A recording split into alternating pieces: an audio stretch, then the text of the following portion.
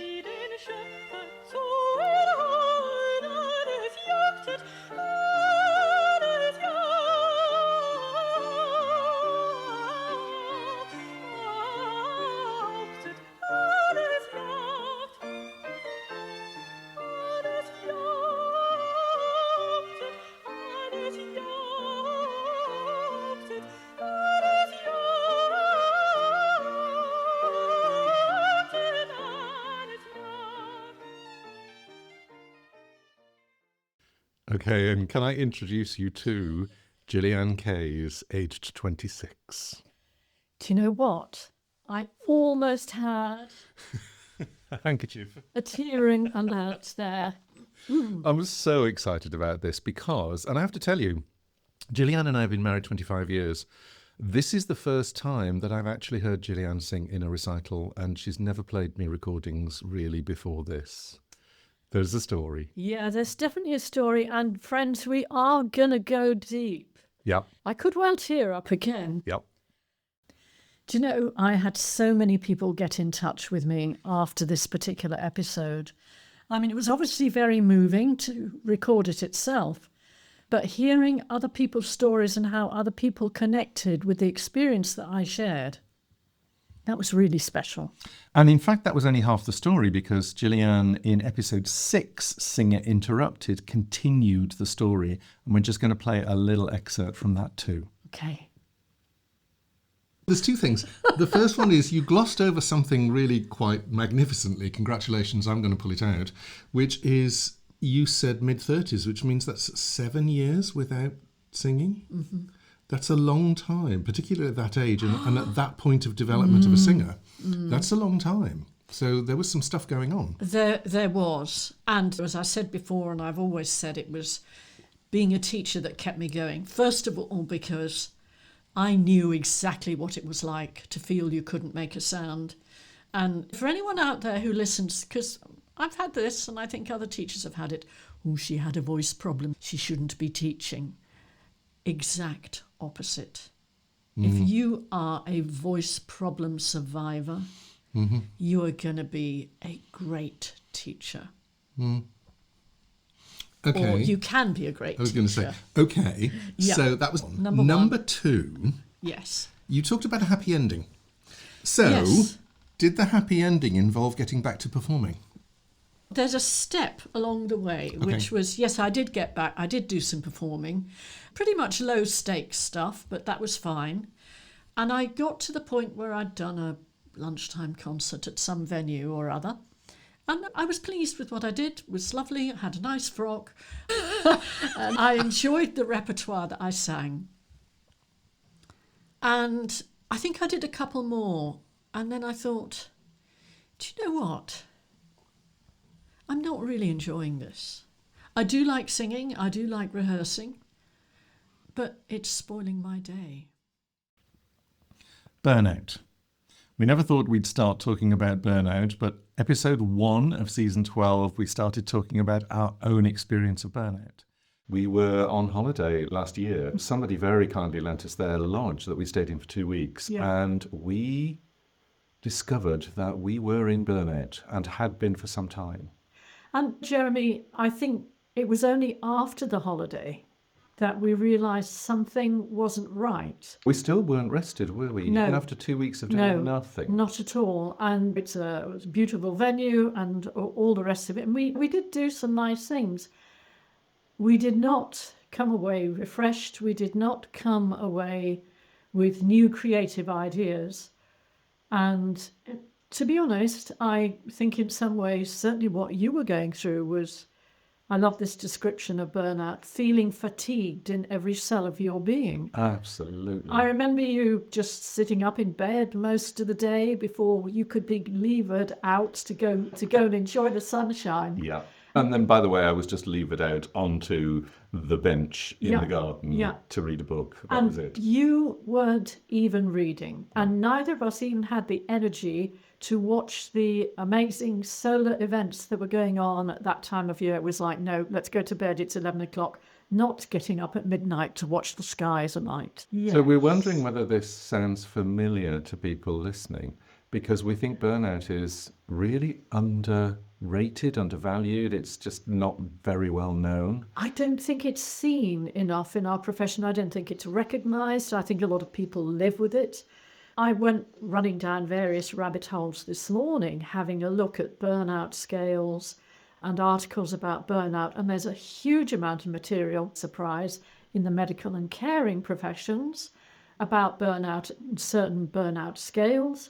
And there's also a lot of material in the business world, and there's some material in the teaching world. But I think in particular for those of us who are more freelance voice professionals and small business owners, we really need to know some of the markers of burnout and just to begin to care for ourselves and each other more. And we got one of our teachers, Franca van Essen, to talk about her experience of burnout, because she always says that when she started working with us, she was recovering from burnout. And she talked about the boundary between burnout and boredom and how that can be a very narrow space. So here's Franca on different types of burnout. So a burnout could start in different ways. You have people like me who are very much coming from that fight-flight zone. There are also people who are more prone to that immobilization part where they feel like they're being overridden by a truck and can't get out of bed anymore. And that's the start of their burnout. Usually it's one of those two types, the way in which it started. And for me, it was that more fight-flight start of having a very restless body and very tired at the same time. So being in a burnout as a creative is very challenging, because at the same time, actually, I was in a bore-out. Now, this may sound really weird, but the time when I started following this podcast, this very podcast, and starting to follow your courses was actually the time that I was in this burnout. And at the same time, I desperately needed something new to have my mind, have my head do. And I see this a lot with neurodivergent people, that they on the one hand, need to be very careful with their energy and their sensitive system to not get into overload. But on the other hand, they need a lot of challenge for the same system to keep them going and to feed their endless curiosity for new knowledge and new exploration, really. Now, thinking about being a singing teacher and a creative, there are a few more things are going on that are specific for our kind of professions, I think. Most of us have portfolio careers, so we do different things alongside each other, partly because we love to do it, but partly also because the business is shaped like this, that we have small contracts or small jobs next to each other. This also means that we have to be very flexible and jump from one thing to another all the time. And this can be very tiring. It takes a lot of our flexibility. Another thing that could be going on is the starving artist mode. I personally am still struggling with it. The idea that art is not meant to be paid for in a good way. So I see friends of mine who work in completely different areas of profession, and they just bring home these amounts of money every month. And I'm like, what the F? I mean, it's weird in a way that I can do something that not many people can do and still get paid for it so lousy. Another thing that I've noticed is that a lot of singing teachers are people who love to help, as coaches and therapists often are. But there is this thing that's called the helper syndrome, where we in a way overstep being that helper so that we don't honor our own boundaries anymore, and actually also not the boundaries of our clients. Because if we help them too much, they might feel that they can't do it themselves, which is actually not what we want. So I think stepping back sometimes and acknowledging that might feel a bit awkward is a good thing to do, because it prevents us from overstepping our own boundaries and overstepping our own energy. So Franca has done 2 courses for us online on the polyvagal theory and putting it into practice as a singing teacher for yourself and your students. And we'll drop links for both of those courses into the show notes. In the next episode, Dr. Ayan Panja kindly allowed us to share extracts from his own podcast on burnout, where he's speaking about it from more of a medical and research perspective. Because it's not just a word that we're banding around in the community, it's real. It can present in many ways, and common signs of burnout would be feeling tired or drained most of the time. A lot of people feel like that, I realise that. Feeling overwhelmed or not taking tasks at work seriously, where you just don't care if you miss something. Doubting yourself or being cynical, feeling detached. All of these things that many of us might feel now and again, but if they're persistent and there's more than one of them, then you might be at risk of burnout. And it's also one of those things that colleagues might spot in you. Are you grumpier at work? Are you leaving things undone? Has your performance reduced? Are you alienating yourselves from your colleagues? Are you obviously exhausted and not performing at work? And the real kicker is that the world we live in now is all about those things. It's constantly about performance, isn't it? And the blurring of lines between your home life and your work life. I mean, what's happened there in the last 10 to 20 years? It's no wonder people are more likely to feel burnt out. And all you've got to do is add into that problems with, say, sleep, or your relationships, or if you are lonely, or if you've got money worries. Who doesn't have those at the moment? And you've got a real recipe for disaster. There are, of course, other factors at play. So there are certain personality types who are more prone to burnout. So people who are real empaths, for example, or people who are perfectionists. And if you're both, then again, if you like, the analogy for that would be that if your cup overflows and that's burnout, then that group of people already have a cup that's fairly full.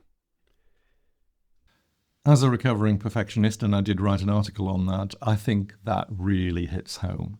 And we ended up doing yet another episode on burnout. And this was a result of an informal conversation that I had with our colleague, Marissa Lee Naismith, who has her own podcast, A Voice and Beyond.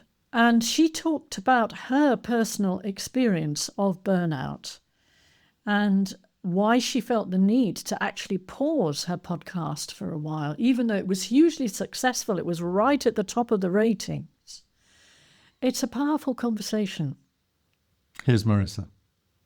There are times where you're in that work mode and you aren't in flow, that you find that you get to that point where, you know, the words aren't coming together, that you're reading something and nothing is sinking in.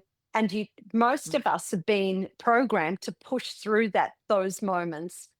And what I've learnt is that is the time to get up, go for a walk or have a stretch, go make yourself a cup of tea or a coffee, just get away from that project and then come back to it. And then you find you're so much better. You're so much more efficient.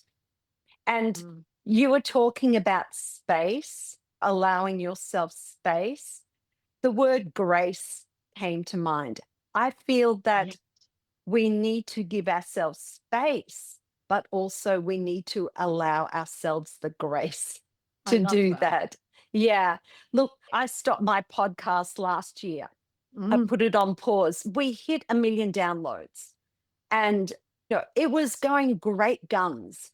We were top in so many cities and we were at that point where we're in the top 5% of podcasts globally.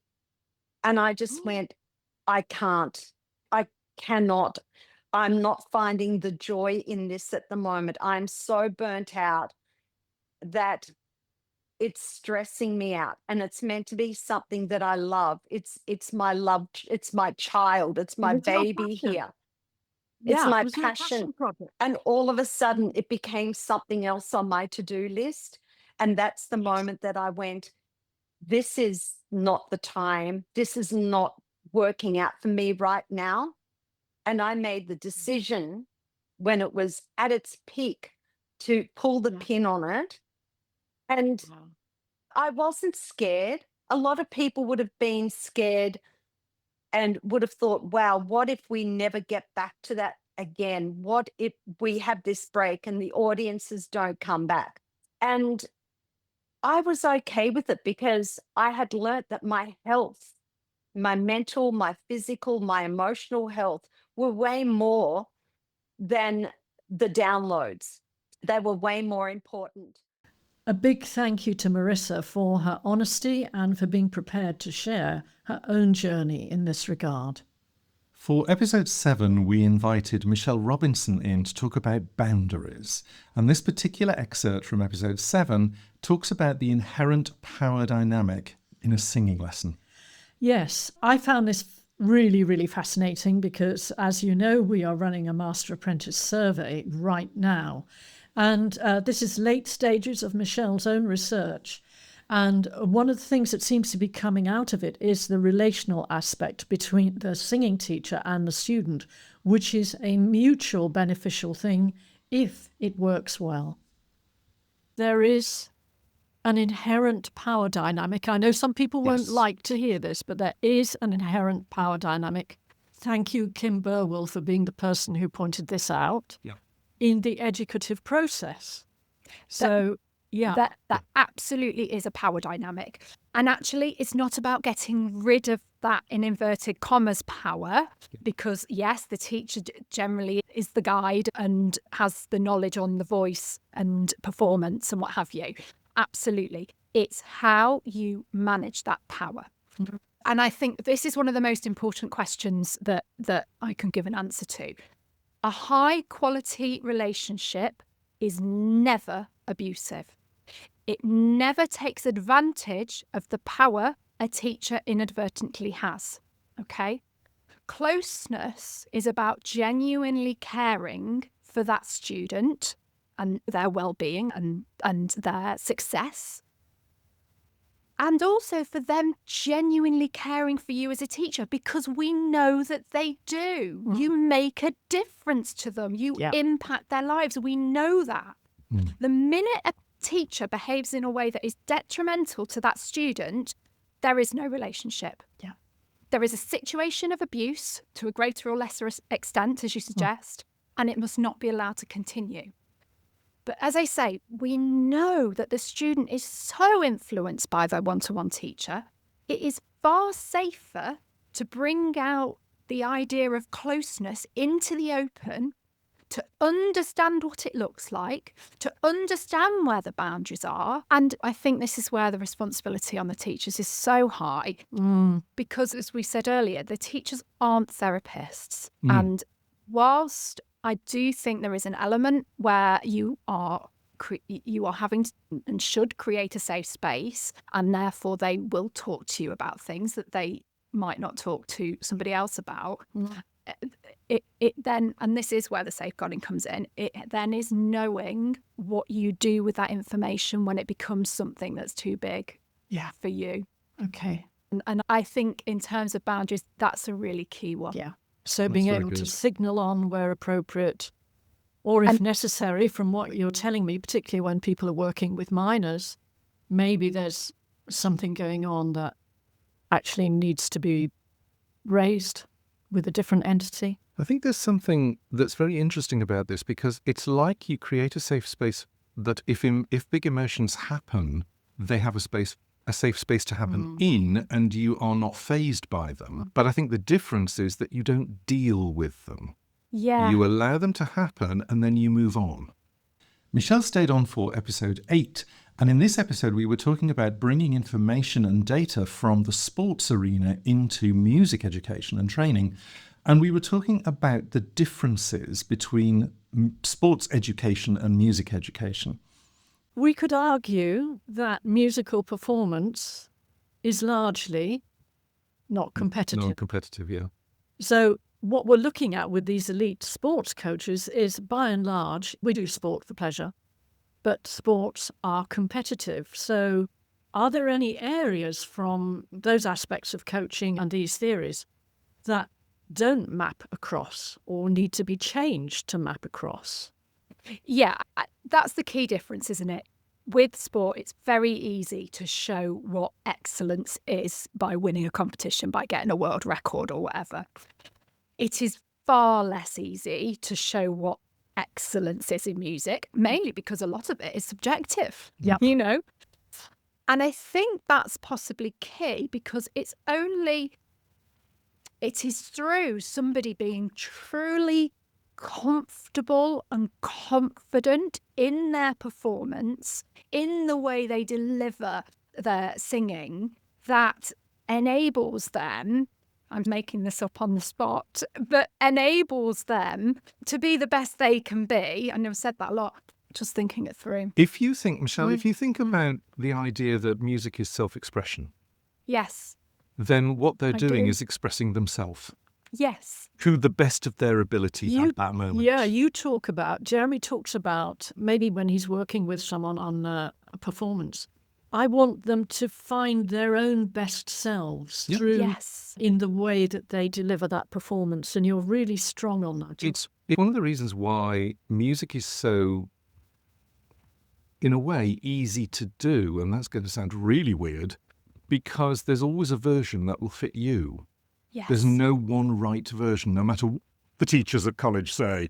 There is no one right version. There are 58 right versions, and you could do any one of them. And in a way, the bigger goal, I think, for an artist is to be an artist, so that they are themselves as much as they can be. Or at the very least, they have a persona that is extremely polished and that they can live within for years. So if we break that down, what's needed in order for them to do that? They have to be comfortable within themselves. They have to feel that they are in control of what they're doing. Autonomy. They have to feel that they have the ability to do it. They know what they've got to do to produce, they know it on a technical level, but enough that they can leave that behind and start to communicate what it is that they feel about the song or about the story. And they need to feel that is going to be received well, that they're in a space that is going to love, that people are going to love. And that, look, as a person, not as a PhD researcher or anything like that, as a person, I believe that good performance, good musical performance, is soul-to-soul connection. Yeah. I love that. Soul-to-soul connection. 100%. So in episodes 9 and 10, we were talking about singing teachers versus speech and language therapists. And in episode 9, we were talking about the different diagnostic base. So we just want to do this little excerpt because we think it is really important. Okay, so the speech and language therapy side will be working inside diagnosis. It's very much team-based care. So you have a whole team of people around you, all of whom may be contributing to the diagnosis. And the speech and language therapist's job is to make sure that those things are put into place and also ongoing care. Outcomes have to be demonstrated, and it has to be, by and large, based on evidence-based practice. Yeah. And the singing teacher or the vocal coach is working more functionally, artistically. They're more likely to do one-off or very short-term sessions. And they're aiming to, on the whole, they are aiming towards performance. It's not always the case. There are non-performative versions of singing, obviously. But in a way, you are aiming to get somebody functional, usually over a wider range and usually with a bigger range of dynamics, because singing requires contrast of some kind. So it's very interesting. And I put this into ChatGPT. Everybody knows I'm a chat fan at the moment. And it came up with this phrase, medicalized versus functional. And I went, okay, I'm not exactly sure what that means. So can you describe for me what it means? And it came up with 2 pages of stuff. And I think it's really fascinating. So here we go. It's starting from a different point. So medicalized means the voice is being viewed mainly through a healthcare lens. That usually includes diagnosis. Oh, and by the way, diagnosis is not always done by the speech therapist. It's often done by surgeons or by people on the medical team. It should be done as a result of scoping, at least, and a whole protocol of things that a team will need to go through. So they're looking specifically for pathology or underlying condition, red flags, tissue status, surgical history, neurological factors, muscle tension dysphonias, rehab goals, and the scope of practice and referral pathways. So they may be asking, the questions that they would ask would be, what's the diagnosis? What's safe? What has been impaired? Does it need rehabilitation or does it need compensation? So that the rehabilitation to get back to what would be considered standard function might not be possible. So you then need to compensate in some other way. Or are they okay as far as I'm concerned and now need referral? And basically what outcome is realistic within this healthcare context? And obviously that varies country to country. I like here what you've looked at, which is with regard to function. Yep. And the bullet points there. Do you want to read those out? Because I think they're interesting. And then I've got something to say following. A singing teacher or a vocal coach might say to themselves, how is this voice currently working? What is the person trying to achieve? How is their efficiency? How is their stamina? How is their clarity? How is their range, the reliability of the voice, their expressive choices? Are they able to make expressive choices? Habit and coordination across a much wider range. And how does this function carry over into speaking, singing, teaching, performing, all of the situations that you're going to find yourself in? So they may be asking, what's getting in the way of the task? And I think as well, what I would add to those bullet points is how does the singer feel about their voice? Yes. Or how does the voice user feel about their voice? I think it's very important. I actually think this is one of the questions that speech and language therapists ask anyway, but I think all singing teachers should be asking this as well, which is, what's changed? You know, you can hear somebody, particularly somebody who's a very experienced voice user, and they go, things have changed. And you're listening to them and you go, well, I don't hear anything particularly going on. So tell me what's changed. And it's from that information that you can often work out what's been going on. I was in conversation with a speech therapist yesterday about a client that we share, and something came up which was about perfectionism. Oh, yeah. And in fact, I've just re-released my article on I Am a Recovering Perfectionist because this is also relevant. And it's the idea that you must produce something as a performer that is perfect. And perfect doesn't exist because it's not like you are kept in a box with cellophane and then you take yourself out of the box and then you sing and then you go back in the box again. That life doesn't exist. No. So you're always dealing with whatever has happened that day, whatever has happened that week, how you're feeling physically, how tired are you, has anything happened, all of that stuff. And so there is a level of best I can do today. And that's a mantra that I have had for decades. I think this is really important. What is your sustainable best I can do today? Yep. And this is particularly important for people who are using their voices professionally, not necessarily in singing, who belongs to a category of professional voice users. What is it that you're normally able to sustain? And what is it now that you can't? Yes. What changes have you noticed? Something that Laura signalled us to was, what about time of day? Does your voice feel worse or better at different times of day? Because that can tell you something about sleep patterns. It could tell you something about possible acid reflux. And again, how people are managing their general tension and stress levels. And it can help you as a teacher or a voice habilitator, if you're a singing voice habilitator. I think we are naturally. I think we've been doing it for ages. It can help you to help people to plan their day with little sort of breaks on SOVT bubbles and so forth, and cool downs, and taking 5 minutes on the floor with your legs over a chair so you can just decompress. Small tips like that can make a huge difference to someone's day and their vocal load. And again, there are two things here which I think are interesting. One is that the moment you take away here is the performance that I have in my head, I must match it every single time. The moment you take that away, you take a whole load of pressure off yourself. And in with that is you need strategies to use when you're having a bad day. I really love that information about taking the case information before you start working with a client and finding out, what's been going on for them, what kind of a day they normally have, and what's the pattern that has led them to this place where they feel they have a voice problem. Absolutely. And we're going to finish this one with overlaps and boundaries from episode 10. And this is about why boundaries matter. This is me and Gillyanne talking about boundaries.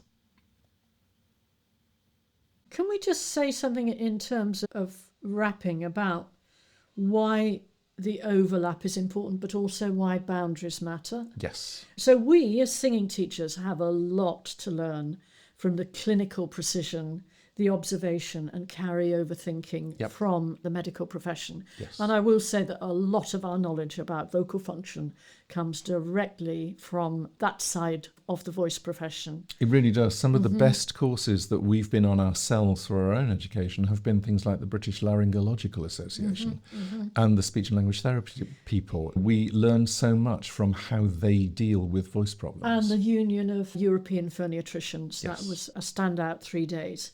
Conversely, SLTs can gain a lot from practical singing-based tools in terms of resonance, vocal fold coordination, register mechanisms if needed, because we do use them in speech, And also being able to adjust identity. Yep. And that's where resonance is super, super helpful. Yes. And understanding the performance context. There's something very interesting, particularly for work with musical theatre singers who have to change their style and genre and often the sound that they make in order to inhabit that particular actor in that particular musical, that people are much more used to finding an aspect of themselves but still sounding different. Yeah. And that's a very useful piece of information to have. And it's not something that a speech and language therapist would even think about, because the idea that you can hold more than one resonating shape and still make it work is really quite alien. So we had a lot of fun doing some demos where we were speaking in different shapes. Different settings. Yeah. And also the difference between somebody's speaking voice, and their speaking voice can work reasonably well, and then they go into an entirely different setup for their singing voice because that's their singing persona. And all the things that were working quite well in the speaking voice don't work in the singing voice. So that's another sort of disconnect that the singing teacher can help with. Overlaps matter. Yes. And so do boundaries. Yes. We singing teachers, we don't need to become clinical therapists. Nope. You don't have the training. No. You can do it. You can do the training if you want to, Yeah. but it's not part of your training. And a good therapist doesn't need to become a singing coach. Similar. We need a mutual respect for each other and for the boundaries. Yeah. But both of us can understand more about the instrument and the person and the goal in front of us if we allow overlap. I think the most important thing is that you recognize your own abilities and your own gaps. Because there's something very powerful about recognizing where your skills lie and where your gaps in the knowledge are, and not saying, even to yourself, this singer in front of me has a problem. I am the only person who can solve it. I must solve it. I must be the person that they come to. We can't pass them on to anybody else. The SLTs are so used to working in a team where everybody has input and everybody has their skills and everybody has their levels of expertise and their areas of expertise, and we can learn from that. So we need to keep these conversations going. Yes. It's not about showing off, it's about choosing the right tool and the right person. That's it. Are we done? We're done. Okay. We'll see you next time. Bye. Bye.